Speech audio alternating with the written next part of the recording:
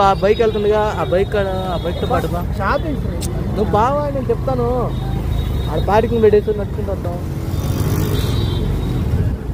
Left left left దిలావులు బా పారా, నేను చూసుకుంటాను పారా.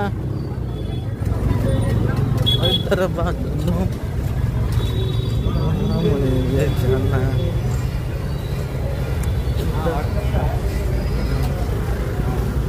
ఏడాడని పార్క్ చేసి వెళ్ళు.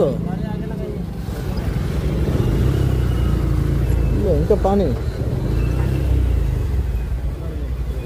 కలతలా మెరిసిపోతున్నా.